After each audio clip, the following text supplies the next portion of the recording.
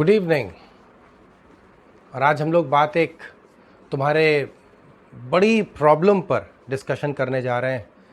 Exam के मद्देनज़र एक अधिकांश बच्चों का मैंने देखा है एक मेजर प्रॉब्लम होती है कि RC passage, reading comprehension passage, उसको कम समय में कैसे सॉल्व करें करेक्टली। तो इस पे कुछ हिंट, देखो मैथ्स तो है नहीं कि कोई ट्रिक आ जाए, इसमें एक गाइडिंग टिप दे सकते हैं, शायद आपके काम आए। पहली बात, जब आप आरसी पैसेज मिलता है आपको, तो देखना, बताना तुम इस तरह से चलते हो या नहीं। आपके रेस्पॉन्सेज मुझे चाहिए। तुमको मिलता है पैसेज, तुम पैसेज को बड़े ध्यान से पढ़ते हो, है ना। हर लाइन, हर वर्ड को बड़े जतन से, बड़े ध्यान से पढ़ते हो, साथ में उसकी हिंदी करते चलते हो, मीनिंग जानते चलते हो, माने, है ना, माने जानना ज़रूरी है। और इस प्रक्रिया में तुम्हारी स्पीड हो जाती है बहुत स्लो, और कठिन शब्द जब तुम उसकी हिंदी नहीं कर पाते हो तो पैसेज छोड़ देते हो। और क्या शिकायत होती है कि हमको पैसेज समझ में नहीं आया। एक्चुअली समझ में नहीं आया जो बोलते हैं वो गलत बोलते हैं। आपको कहना चाहिए हम पैसेज की हिंदी नहीं कर पाए। अब आप आते हो क्वेश्चंस पर, ठीक है ना। फिर आप क्वेश्चन जल्दी से पढ़ लेते हैं, और ट्रिक बताने वाले तो कहते हैं क्वेश्चन पहले पढ़ लिया करो। उसके बारे में बाद में बात करूंगा, वो आत्मघाती होता है। क्वेश्चंस पढ़ने के बाद आप आते हैं ऑप्शंस में। 4 ऑप्शंस होते हैं, कुछ एग्जाम्स में 5 ऑप्शंस होते हैं। ऑप्शंस आप देखते हैं, और जो ऑप्शन आपको सबसे सही लगता है आप उसको आंसर मार्क कर देते हो। ये है आपकी पूरी प्रोसेस, है कि नहीं। और फिर जब आंसर मिलाते हो तो गलत होने लगते हैं, तो टेंशन अलग हो जाता है कि यार हम तो सब बढ़िया से किए थे। वो इसलिए, अच्छा टाइम अलग निकल गया, एक एक पैसेज 10-10 मिनट में हो रहा है। एक पैसेज एसएससी पैटर्न एग्जाम्स के, चाहे वो एसएससी सीजीएल हो, प्री हो, मेंस हो, सीडीएस हो, एनडीए हो, जितने भी एसएससी पैटर्न के एग्जाम्स हैं, लेस देन 5 मिनट्स में एक पैसेज सॉल्व होता है विथ ऑल 5 करेक्ट। और ये कही हुई बात नहीं है। अगर मेरे स्टूडेंट्स देख रहे होंगे तो वो इस बात को मानेंगे, और जो कोई नया देख रहा हो तो भाई या तो मेरे प्रैक्टिस क्लासेस को ज्वाइन करके देख लो, और नहीं तो मेरे स्टूडेंट से बात करके देख लो, उनका फीडबैक ले लो। लेस देन 5 मिनट्स, और वही होना चाहिए। अब देखो, ये जो पूरी प्रक्रिया है इसमें थोड़ा सा चेंज करना है। पैसेज पढ़ो, लेकिन पैसेज ऐसे मत पढ़ो जतन से, एक एक लाइन की हिंदी, एक एक लाइन का माने, ये तो तुमको नुकसान करेगा। रीडिंग कॉम्प्रिहेंशन लिखा होता है, रीडिंग ट्रांसलेशन नहीं लिखा होता है। तो जो करना ही नहीं है वो करे जा रहे हो ट्रांसलेशन। कॉम्प्रिहेंशन का मतलब है कि अब आप समझ लें मोटे तौर पे कि इन अगली 2-3 लाइनों में मुख्य रूप से क्या दिया गया है, और उतना समझने के लिए आपको हिंदी नहीं चाहिए होती। मेरी बातें अजीब क्यों लगती हैं जैसे मैं अभी बोल रहा हूँ? क्योंकि अब इसके बाद फिर एक पैसेज साथ में करके देखा जाए, इसी के लिए तो मेरी प्रैक्टिस क्लासेस होती हैं बेटा। और होती किस लिए? फिर ये चीज़ इतनी कराओ कि फिर उसके बाद हिंदी के ध्यान ही नहीं रहता है। पैसेज पढ़ लिया, आइडिया ले लिया पैसेज में कहाँ कहाँ क्या क्या मुख्य बातें दी गई हैं। उसके बाद अब आप आए क्वेश्चंस में, और ध्यान देना, क्वेश्चंस के बाद जिस बारे में वो क्वेश्चन है उस बारे में पैसेज में कहाँ लिखा है वापस जाइए पैसेज में, तो you will find one line. इसी ढूंढने को रीडिंग कहते हैं कि क्वेश्चन पढ़ा, क्वेश्चन किस बारे में है वो पैसेज में ढूंढा, और उस एक लाइन के आधार पर तुम आ जाते हो ऑप्शंस में, और ऑप्शंस में एक एक करके देखते चले जाओ। उस एक लाइन के आधार पर कौन सा ऑप्शन आंसर नहीं हो सकता है उसको एलिमिनेट किया जाता है। तो हम लोग फॉलो करते हैं एलिमिनेशन। गौर करो अपने प्रेजेंट तरीके से, अभी क्या करते रहे हैं, selection. You select the best option, we eliminate the wrong options.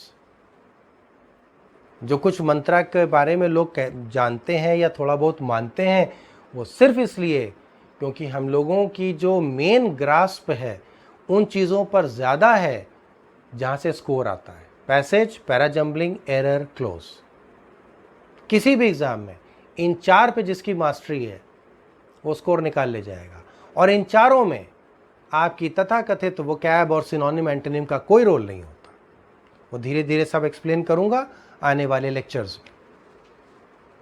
तो ऑप्शंस एलिमिनेट करिए, ये वाला नहीं हो सकता, ये नहीं हो सकता। आपके पास 4 ऑप्शन है, आपने कहा इस एक लाइन के आधार पर डी नहीं होगा, बी नहीं होगा, सी नहीं, आंसर आप ऑटोमेटिक आ जाता है। अब चूंकि आपको पूरा पैसेज ट्रांसलेशन नहीं करना पड़ा तो वो टाइम बचा। चूंकि आपको बार बार पैसेज नहीं पढ़ना पड़ा तो आपका टाइम बचा। ये मेरा बताना एक मेथड है, इस मेथड पर वर्क करना प्रैक्टिस है। जब इस मेथड पर आप 150 पैसेज सॉल्व कर लेते हैं तो यही आपका मेथड बन जाता है। फिर आप इसी तरह से सारे पैसेज सॉल्व करते हैं। अपने क्लासेस में हम पूछते नहीं हैं कि हाँ भाई बताओ पैसेज में कितने सही, तो सर 5 में से 5, 5 में से 4, 4 से 4 मिनिमम होता है। तो फिर मैं पूछता हूँ कि आप पैसेज जो सॉल्व कर रहे हो इसके लिए तुमने कितनी वोकैब याद की, तो सब हंसते हैं कि सर इसमें कहाँ वोकैब चाहिए होती क्योंकि तब तक उनका ये मेथड बन चुका होता है, राइट। तो आज तुमको इतनी सी बात एक पैसेज के बारे में बताई।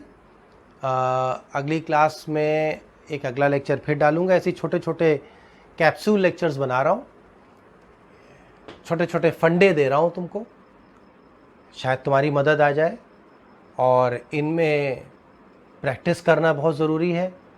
इनको लेकर के खूब पैसेजेस सॉल्व करो। ना खुद कर पाओ तो आ जाना, साथ में करेंगे। ओके बेटा, जो अभी बात की थी उसी आधार पर चलो ये बात शुरू करते हैं। एक एग्जाम्पल पैसेज लेते हैं और इसमें लिखा है कि child psychology is certainly not a strong point with most Indian schools. और आगे लिखा है why else would they inflict a double trauma. अब देखो, अगर मान लो इसे डबल ट्रॉमा वर्ड आ गया और तुम इसी पर रुक गए तो ये तो फिर हम लोग वर्ड मीनिंग खेलने लगेंगे, सारा तुम्हारा खेल बिगड़ जाएगा। पढ़ते चलो। एक जनरल आइडिया लेना है तुमको बस कि स्टूडेंट जो प्री बोर्ड में परफॉर्म अच्छा नहीं कर रहे हैं उनको वो बोर्ड एग्जाम देने से रोकते हैं। Line number 2। अच्छा, इससे देखो फेटल रिजल्ट्स होते हैं, स्टूडेंट सुसाइड होने लगती है। लाइन नंबर 3, सीबीएसई ने एक रूलिंग की है। देखो लाइन नंबर 4, ऐसे ही पढ़ा जाता है बेटा, जल्दी से मेन बात करके एक सार बना लिया जाता है। लाइन नंबर 4 में क्या लिखा है कि no student can be barred from the boards without prior clearance from CBSE. तो किसी स्टूडेंट को रोका नहीं जा सकता। और ये एक अच्छी खबर है पेरेंट्स और स्टूडेंट्स के लिए। लाइन नंबर 5, और इनको क्या था, इनको एक threat of performance linked department, उनको एक थ्रेट रहती थी डिबार न कर दिए जाए। और स्कूल का लॉजिक क्या था, अगली लाइन के टैलेंटेड स्टूडेंट्स को अट्रैक्ट करने के लिए उन्हें परफॉर्मेंस हाई मेंटेन करना पड़ेगा। अगली लाइन देखो, chances are that a student faring poorly at the pre boards. तो जो बच्चा प्री बोर्ड्स में अच्छा नहीं कर रहा है विल रेप्लिकेट दिस, इसको कॉपी करेगा बोर्ड्स में ये बात क्या है, फॉल्टी है। ये इंपॉर्टेंट बात आ गई कि ये बात फॉल्टी है, ठीक है। और फिर ऑथर कहता है कि चांसेस ये हैं कि जो स्टूडेंट फेल होगा वो क्या करेगा,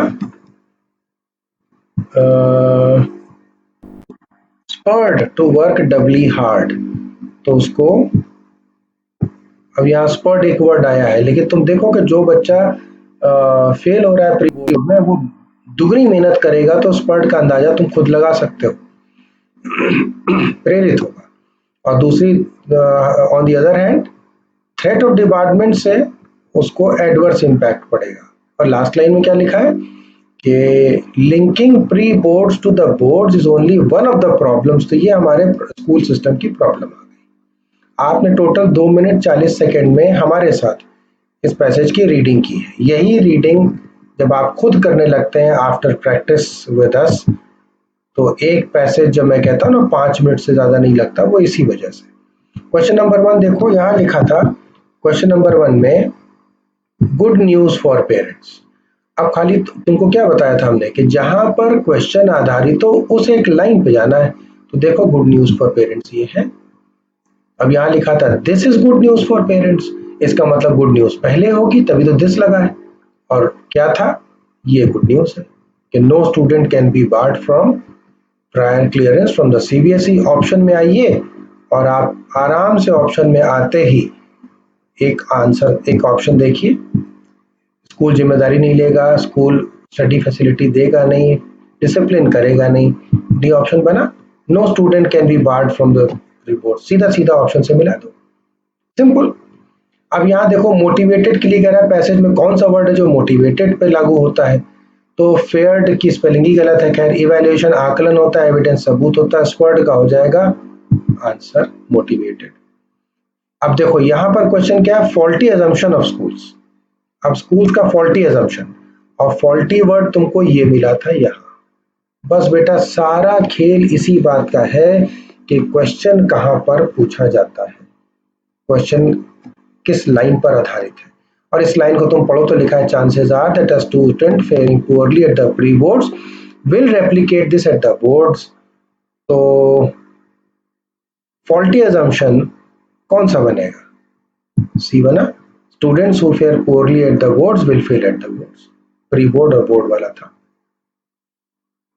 अभी शुरू में हो सकता है तुम्हें अजीब लगे कि इतना आसान है और ऐसे थोड़े ना होता है, बट बेटा यकीन मानो तरीका यही है और कोई तरीका होता नहीं है to score high marks in passage और without losing time. Question number 4 देखो क्या लिखा है, problem with our school system पूछा गया है और problem with our school system था यहाँ, है ना। तो problem with our school system अगर ये है तो फिर क्या है प्रॉब्लम, देखो linking pre boards to the boards, linking pre boards to the boards, ये देखो आंसर सेकंड बना, आंसर सेकंड हो गया, बस सिंपल। पांचवा देख लो, आखिरी क्वेश्चन है, parents had to live with the threat of, ये है आपका थ्रेट वाला क्वेश्चन और थ्रेट ये था live with the threat of performance link department. Performance link department का थ्रेट थी और परफॉर्मेंस लिंक डिपार्टमेंट अगर आप देखेंगे तो आपको आंसर डी मिलेगा। Hence solved, total time taken, जब हम एक्सप्लेन करके बता रहे हैं तो total time taken was 5 minutes 40 seconds. जब आप इसको एक्सपर्ट हो जाते हैं इसी तरह की प्रैक्टिस करने में तो आप लेंगे मैक्सिमम 3 to 4 मिनट्स। ऐसे ही पैसेजेस हम लोग अभी और करेंगे। Thanks, bye.